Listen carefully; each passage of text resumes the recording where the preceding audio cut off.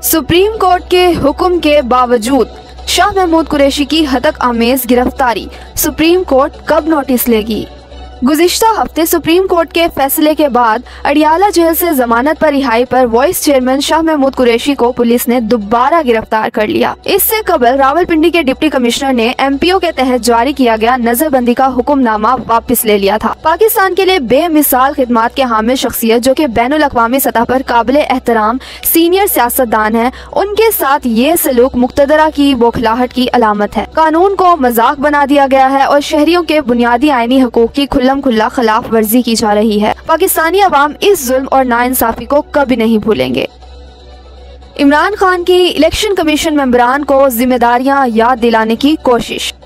Chairman Tehreek Insaf और साबिक वजीर आजम इमरान खान की गैर कानूनी कैद को आज 144 रोज गुजर गए हैं। इमरान खान इस वक्त अडियाला जेल में कैद हैं, जहां उनके खिलाफ मुख्तलिफ केसेस की समाअत की जाती है। आज अडियाला जेल में तौहीन इलेक्शन कमीशन केस में इलेक्शन कमीशन मेंबरान ने तारीख देने से ही इनकार कर दिया, जिस पर इमरान खान साहब खुद रोस्टम पर आ गए। इलेक्शन कमीशन के चारों मेंबरान से कहा कि आप इलेक्शंस करा रहे हैं मगर सारी मेहरबानियां PTI पर जारी हैं। इलेक्शन का अमल जारी है, आपके रिटर्निंग अफसरान MPOs के ऑर्डर कर रहे हैं। शाह महमूद कुरैशी को सुप्रीम कोर्ट ने जमानत दी, पुलिस ने उनको गिरफ्तार कर लिया। आप तारीख नहीं दे सकते। आपको आज शफाफ इलेक्शन के लिए फिक्रमंद होना चाहिए, मगर आप यहाँ हैं क्यों? क्या ये केस अहम है या 22 करोड़ लोगों का मुस्तकबिल? इसके बाद इलेक्शन कमीशन ने खामोशी से 3 जनवरी तक समाअत मुलतवी कर दी और PTI वकला को कहा कि जिन जिन आरोज पर एतराज है हमसे रुजू करें।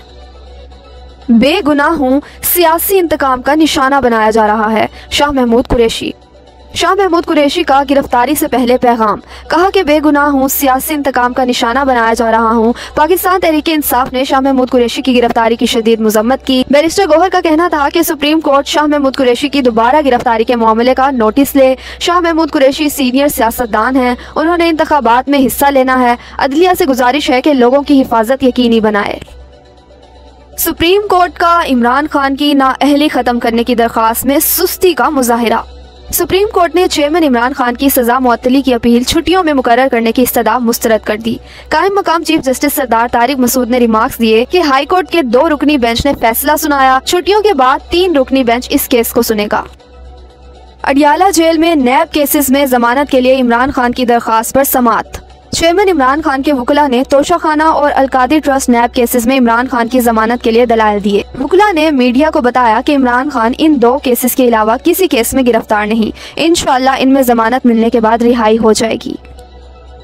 इमरान खान को इलेक्शन इखराजात के लिए बैंक अकाउंट इस्तेमाल करने की इजाजत मिल गई।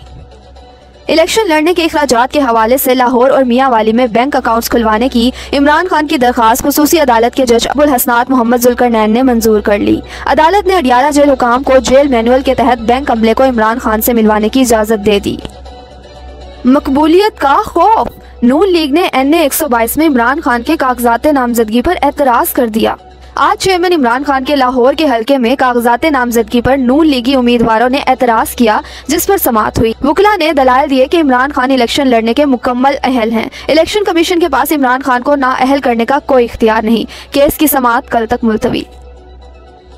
तहरीक इंसाफ उम्मीदवारों के खिलाफ आज भी प्री पोल धांधली जारी।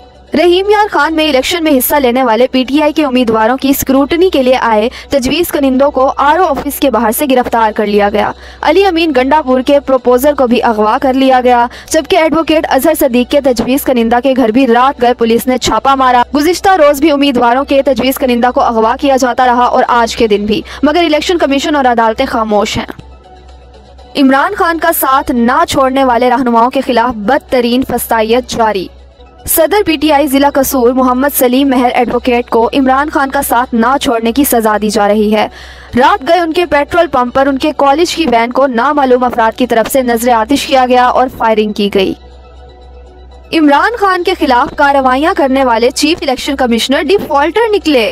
वो इदारा जो उम्मीदवार को बिजली, टेलीफोन या गैस का बिल जमा ना कराने पर डिफॉल्टर करार देकर नाअहल कर देता है, उस इदारे का सरबराह 2011 से डिफॉल्टर है। यानी सिकंदर सुल्तान राजा जब चीफ इलेक्शन कमिश्नर तैनात हुए तब भी डिफॉल्टर थे। क्या एक डिफॉल्टर शख्स चीफ इलेक्शन कमिश्नर के ओहदे पर तैनात हो सकता है?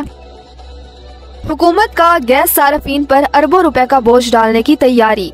निगरान हुकूमत ने रेगुलेटर को 1 जनवरी 2024 तक इस मद में घरेलू सार्फिन से 232 अरब रुपए वसूल करने की हिदायत की है, जबकि रवां सीजन के दौरान 70 अरब रुपए के मजीद भी वसूल करने होंगे। निजी टीवी के मुताबिक निगरान हुकूमत भी साबका हुकूमतों की पैरवी करते हुए महंगी LNG का रुख घरेलू सार्फिन की तरफ मोड़ने के तरीके पर गामजन है, जिससे रवां सीजन के दौरान तकरीबन 70 अरब रुपए का बोझ घरेलू सार्फिन पर पड़ेगा।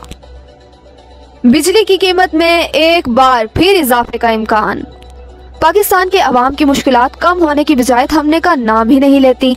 बिजली के बिल ने अवाम का खून खुश्क कर दिया। अवाम के लिए एक और बुरी खबर सामने आ गई। बिजली की कीमत में एक बार फिर इजाफा होने का इम्कान है, जिससे सार्फिन पर 36 अरब रुपए का इजाफी बोझ पड़ेगा। सेंट्रल पावर परचेजिंग एजेंसी की जानिब से बिजली की कीमत में 4 रुपए 66 पैसे फी यूनिट इजाफे के लिए दरखास्त national electric power regulatory authority में जमा करवाई गई है, जिस पर नेपरा समाअत करेगा।